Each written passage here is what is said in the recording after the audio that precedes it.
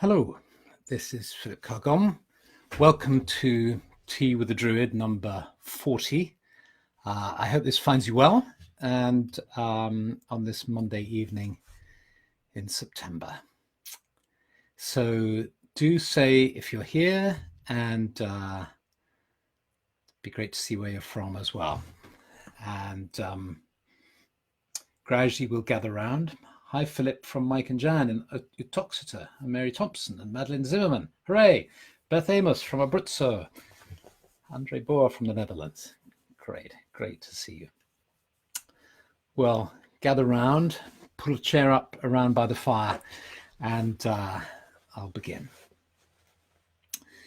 So I had a lovely Friday evening. I went to London, and there's a part of the embankment down by the River Thames there where there's a lot of new building has gone on, and opposite the Tower of London, which is all lit up, there's a lovely restaurant. We were sitting in the late afternoon sun, looking at the Tower of London, looking at Tower Bridge.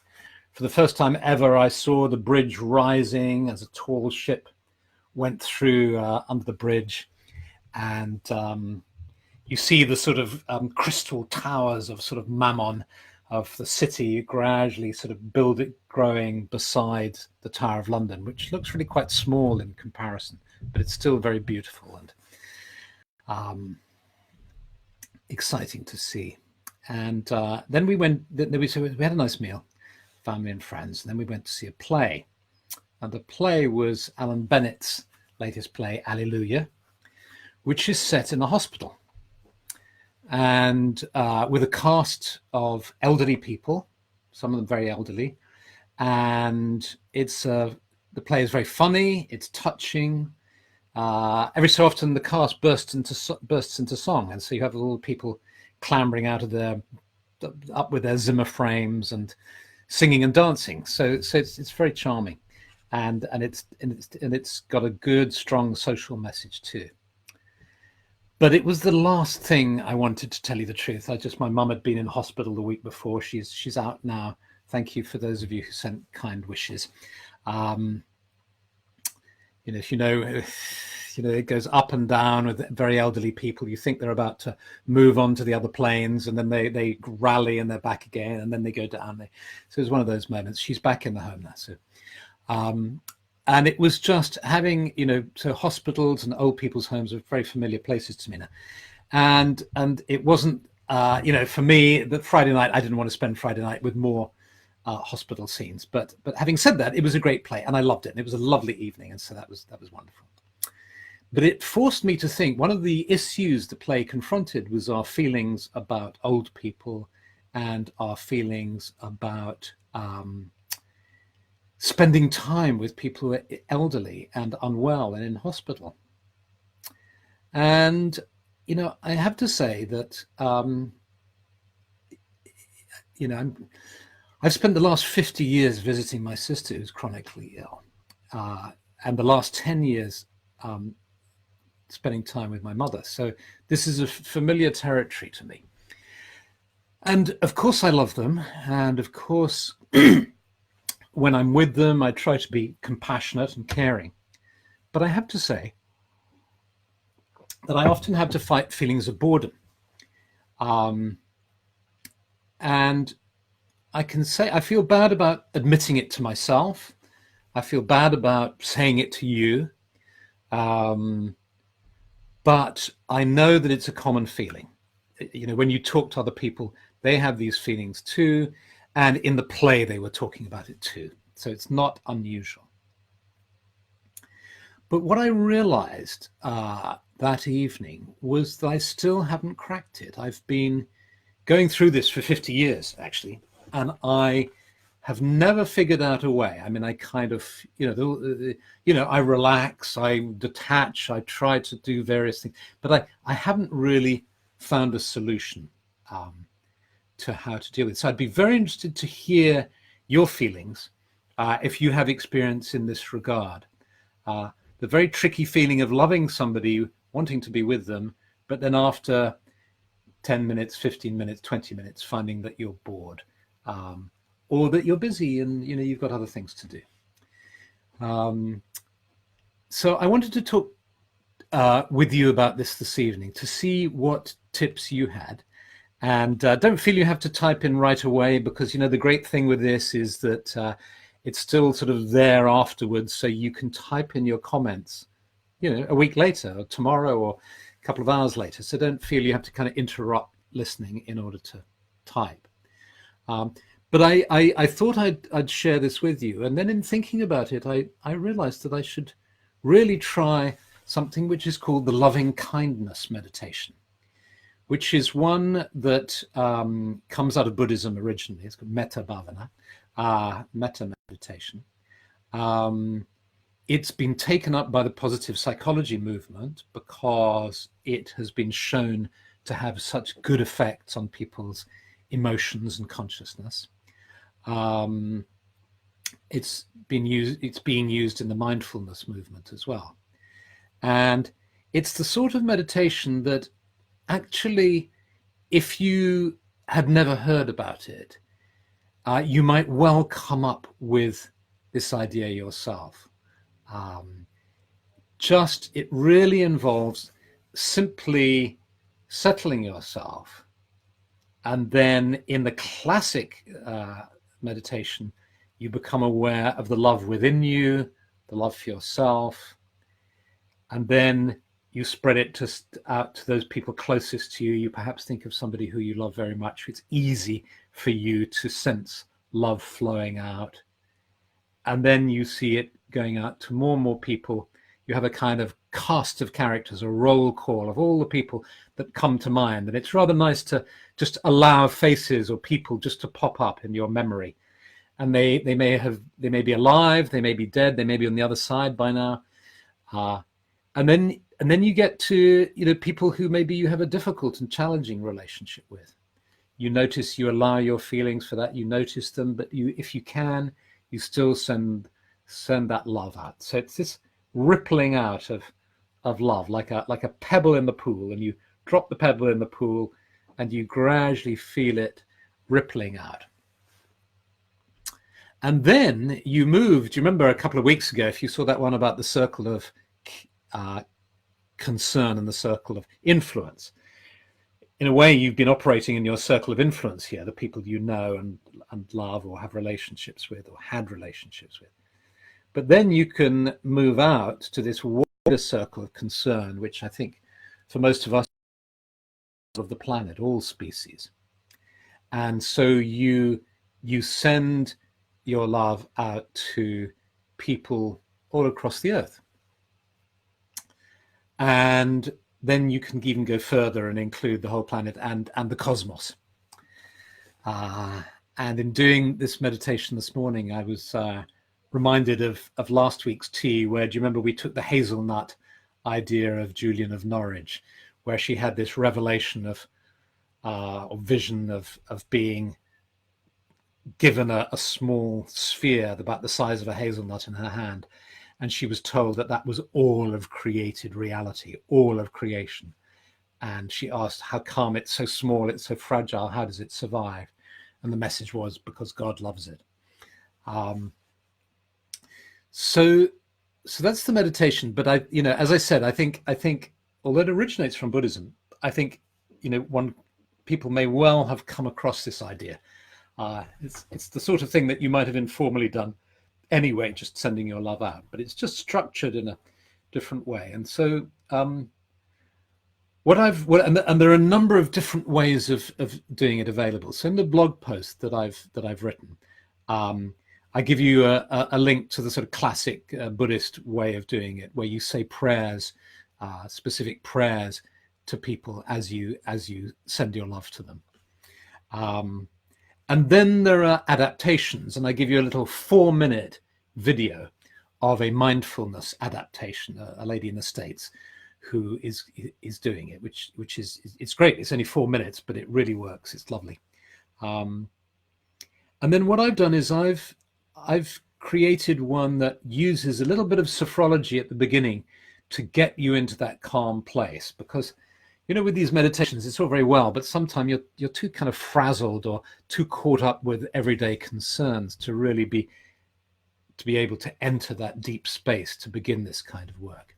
So I thought a little bit of sophrology at the beginning to settle us, and then let's set it in the sacred grove. So let's have a little bit of druidry as well, set it in a druid context, where we connect with the earth.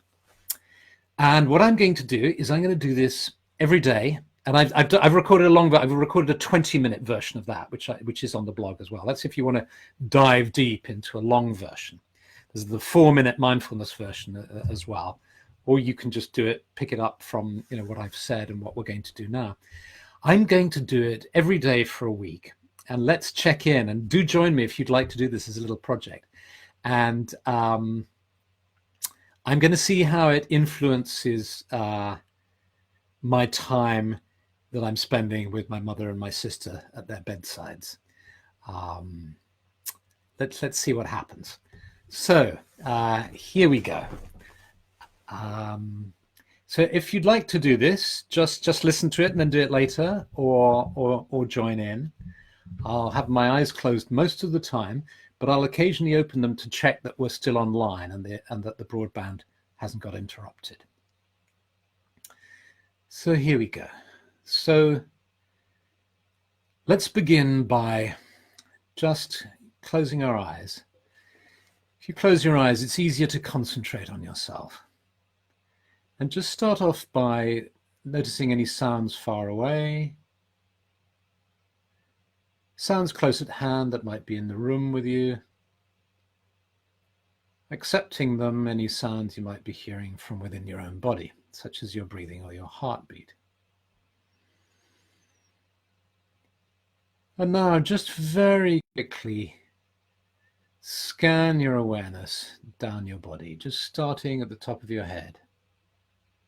Just move your awareness down forehead. You don't have to change anything. You don't have to force yourself to relax. Just become aware of any sensation and allow it and accept it. Forehead, eyes and eyebrows, temples, back of the head, ears, nose and cheeks, mouth and lips, chin and jaw, neck and throat, shoulders, moving down your arms, down both arms to your hands in your lap, and then moving down your back and chest, stomach and middle back, lower back, pelvis, hips, thighs, knees, shins and calves, ankles, top of the feet. Now just be aware of your whole body, your whole body.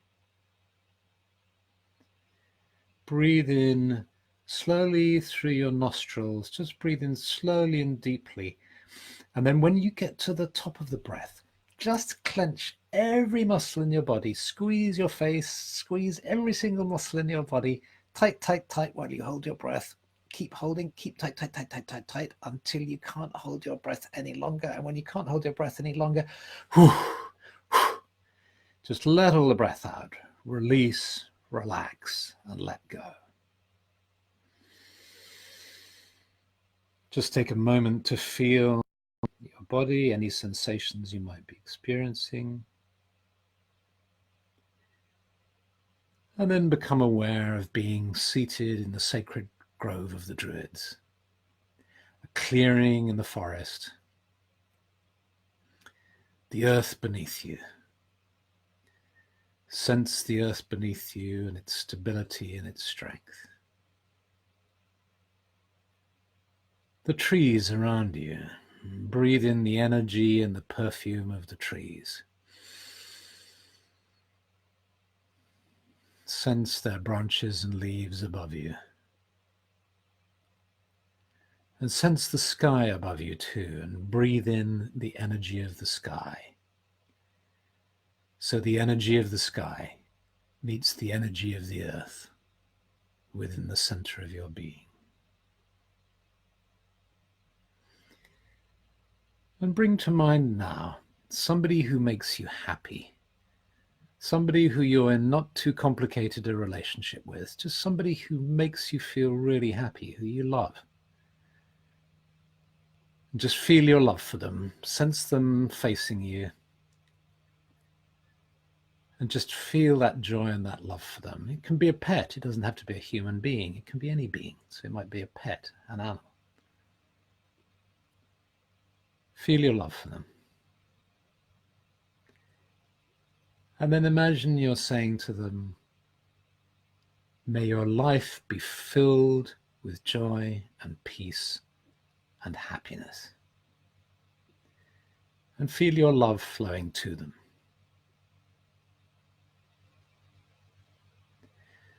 Now imagine them saying that to you. May your life be filled with peace, joy, and happiness, and feel their love flowing to you as they say that. And it's like receiving a wave of warmth and joy. And notice where in your body you feel this love, this blessing that they've sent to you.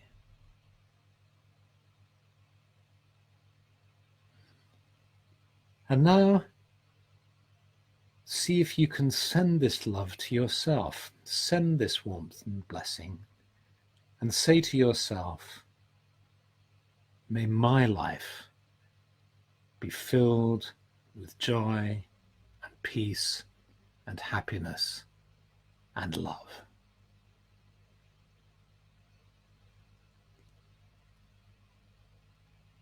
And feeling that love and joy in your heart, imagine now in front of you other people close to you, other loved ones, friends and family.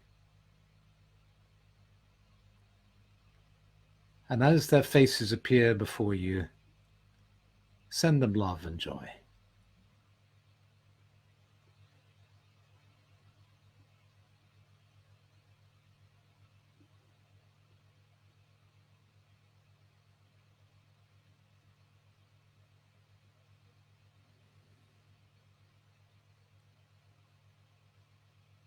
And now, if it's okay, maybe move to people with whom you've had difficulties in the past. Acknowledge the feelings, any difficult feelings you might have, but see if you can send them love and wish that they might have a happy, joyful life.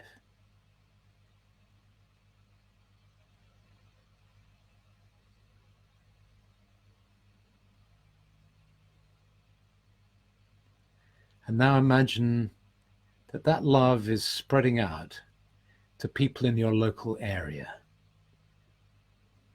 Like a warm wave, it's spreading out to people living nearby, then people living further away, until it's everybody in the country you live in, everybody in the country.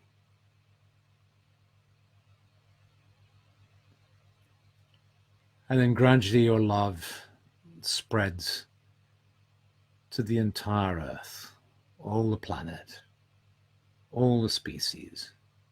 May all beings be happy. May all beings find joy and peace and love.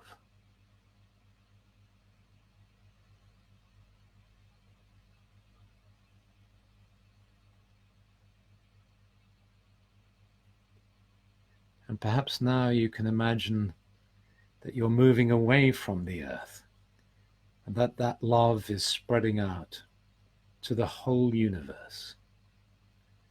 May all beings in the universe be filled with joy and love and happiness.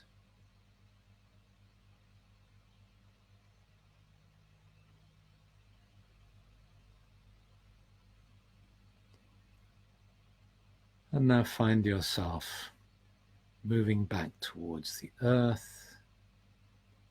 You see the planet, the country you're in, your locality, and now you're in your sacred grove. You're in the sacred grove with the earth beneath you, the trees around you, and the sky above you.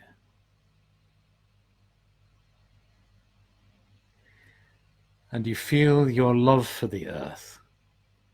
And in your imagination, you stretch your hands out and you place the palms of your hands on the earth. And you send your love to the earth.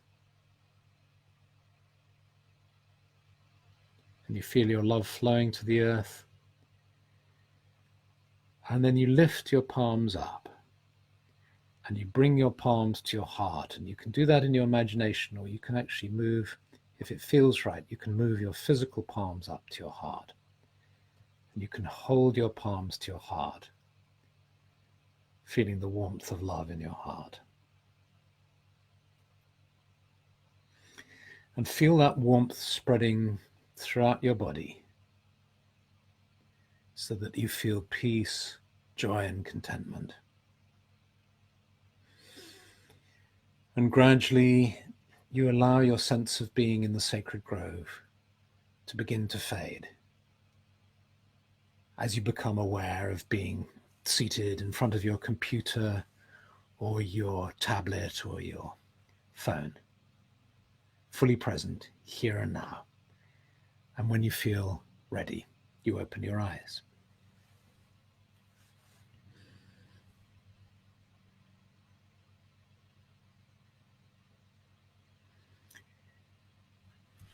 So that was a 10-minute meditation, I think. You can extend this meditation or shorten it. Have a look on the blog and you'll see there's a 4-minute version. And then you've got, I've recorded a longer 20-minute one if you want to try that as well. And so I'm looking at your messages here. Yes, people are saying, you know, how they find that resonating with these thoughts about how difficult it is to be with, and it's. I think it's also when you accept the fact that you can be loving and caring and compassionate and kind, and at the same time, you can go into times when you're feeling frustrated or even kind of desperate in a way, when somebody's very ill and there's nothing you can do. It all seems so hopeless. And I think this loving kindness meditation, you know, if you're not in the mood for it, you know, it can feel like, oh, woo woo, like it's all love, love, love, you know, and I don't want to send love to everybody. What about the difficult people in the world and all the rest of it? But of course, it's based on the theory that you know, if everybody was truly receiving love and compassion, they wouldn't be robbing banks and doing horrible things. So thank you for being here this evening. If you feel like joining in and doing this once a day for a week, just, you know, let's compare notes after a week and see how you feel about it. Be interesting little experiment, just if it feels right. And I will leave you now and send you lots of love and many blessings. And as ever, it's just lovely to see that there are so many of us gathered around in this circle from all over the world, connecting to the things that matter, which are love, happiness, and joy, and confronting difficult issues and looking for meaning and exploring the spiritual life. So many blessings, blessed be, and goodbye.